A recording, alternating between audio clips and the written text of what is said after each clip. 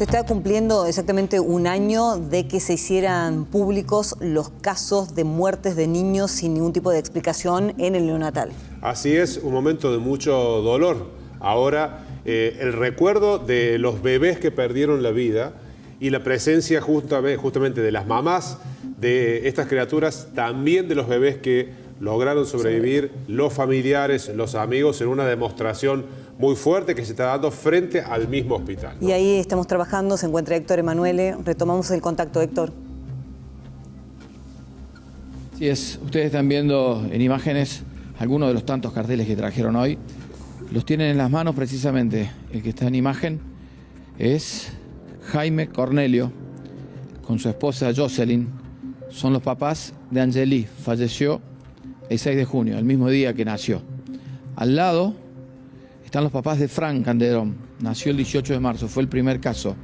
Raúl y Vanessa son los padres.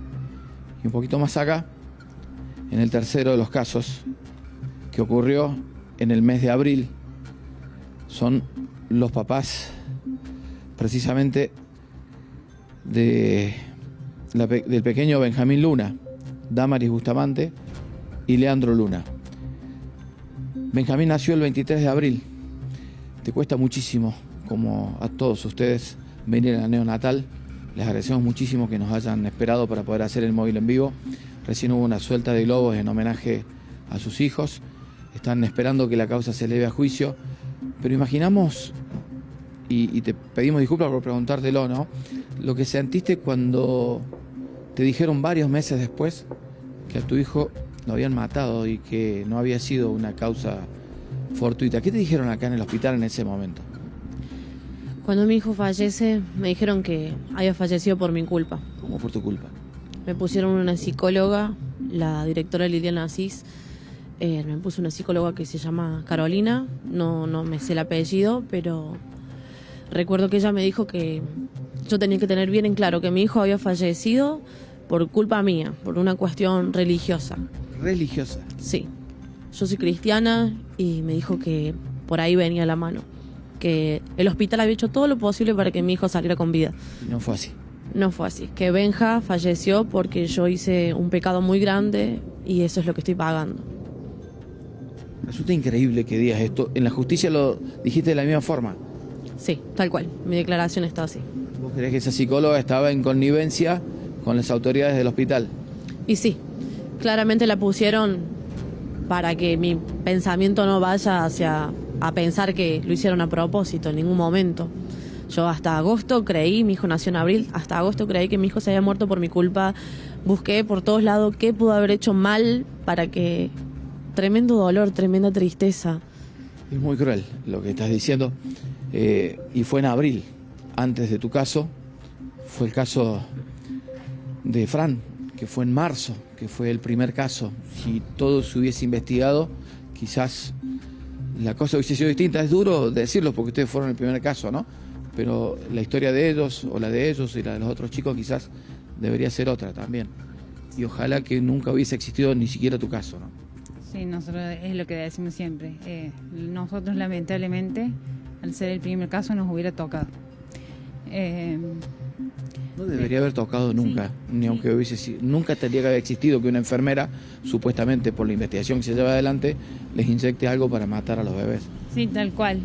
Pero por ahí pensar de que si hubieran actuado o les hubieran atado cabos, porque en el caso del 18 de marzo no fue solo Fran, ese mismo día se descompensó otro bebé. Entonces, que nosotros nunca nos dijeron nada en su momento ni nada, pero si ellos hubieran atado cabos y hubieran dado la gravedad que correspondía, y no estaríamos hablando de toda esta cantidad de bebés. Sentir que se callaron, que el silencio pudo más que la vocación de salvar vidas, porque ellos tendrían que haber salvado el resto de los bebés si hubieran hablado y hubieran pasado el caso de la justicia. Ahí retomo con usted, le pregunto a la mamá, a Jocelyn, ¿cuál es la sensación que tenés hoy a un año? A un año, mucha tristeza, mucho dolor, porque jamás me hubiera imaginado que iba a pasar algo así con mi bebé, porque yo vine acá con estas ansias de querer conocer ya a mi bebé. Mi bebé sana, mi bebé muy controlada. Llegué acá, incluso hicieron pasar a mi marido en el día del parto y él estuvo presente y nosotros con toda la emoción del mundo de ya querernos ir a casa una vez de haber nacido mi bebé, y cuando de pronto a poco tiempo la enfermera se lo lleva a mi bebé y a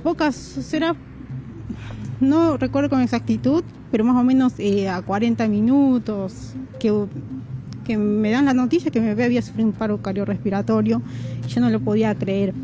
Todos los bebés nacieron sanos y nadie encuentra una explicación de lo que sucedió hasta que no se hizo la investigación. Esto en marzo se empieza a investigar, en agosto, se está cumpliendo un año hoy. El bebé de ustedes falleció en marzo. ¿Cómo fue esa situación desde marzo hasta agosto para ustedes como padres?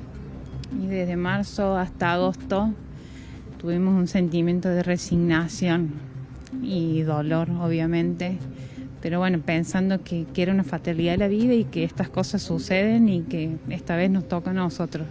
Y así encaramos un duelo en donde en agosto tuvimos que enterarnos por los medios, como cualquiera, porque nadie se tomó la molestia ni siquiera de avisarnos que se estaban investigando nuestros hijos, que no eran así como veníamos llorando nuestros hijos, que ahora se les sumaba un condimento trágico, que era que los habían matado. Y la verdad que fue muy, muy difícil empezar a revertir la historia, la verdad que fue muy choqueante. Pedimos disculpas a los papás, que estoy hablando solo con las mamás que son como unas leonas. Y en tu caso, ¿era tu único hijo? ¿Tu primer hijo? Sí, mi primer hijo. Esperado, deseado, planeado. Siempre dije que a los 25 iba a ser mamá. ¿Qué esperan ahora de la justicia? El fiscal las recibió, me dijeron fuera de micrófono que están conformes con la investigación, pero ¿creen que debe haber más personas detenidas? Sí, falta gente por imputar, hay mucha gente que vio y no denunció, que escuchó y no denunció. Esto no se cierra solamente en Brenda, hay mucha gente que falta. Muchísimas gracias por haber esperado y por darnos a conocer su testimonio, que sigue conmoviendo y que es muy difícil para un periodista preguntarles cosas que afectan y mucho. Y realmente, Gerardo, Cruz, les agradecemos nuevamente a los padres que nos esperaron después de que terminó una ceremonia recién en donde hubo una suelta de globos que emocionó a muchos de ellos, que terminaron con lágrimas y que están en el lugar, como decía la mamá en el noticiero cuando comenzaba y cuando leyó el mensaje, llegaron aquí llenas de alegría, de emoción y se fueron vacías sin los hijos.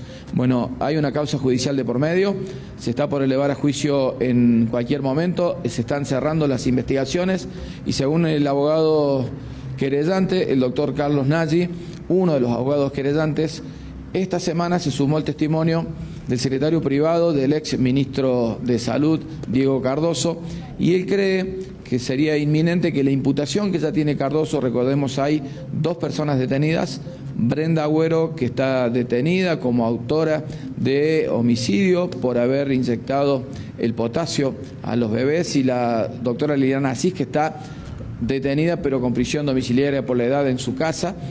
Se le suman 9 imputaciones más, entre ellos Cardoso, pero según el abogado Nagy puede cambiar la condición de imputado a detenido y agravarse esta imputación porque hubo declaraciones esta semana y así lo explicaba.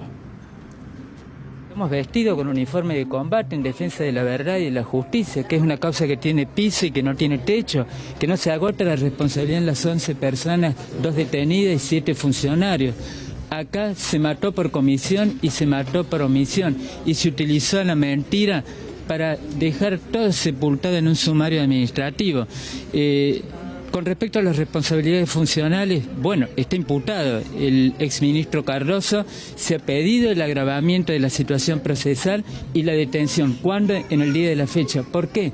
Día lunes pasado declaró quién era secretario privado y ha aportado nuevos elementos que fortalecen una hipótesis de responsabilidad penal indelegable e intransferible. Pueden esperar, lo quiero decir con todas las letras, muchas cosas de las mamás, pero jamás se van a rendir. Y por último, a ustedes, que forman parte de este proyecto de justicia. Gracias a ustedes, un 11 de agosto del año pasado se hacía visible una tragedia. Los hijos de los cinco que murieron y los 8 que se salvaron no eran producto de una mala jugada del destino ni de la tragedia, sino que se estaba investigando desde la justicia hechos criminales. Gracias a ustedes no siguieron muriendo bebés.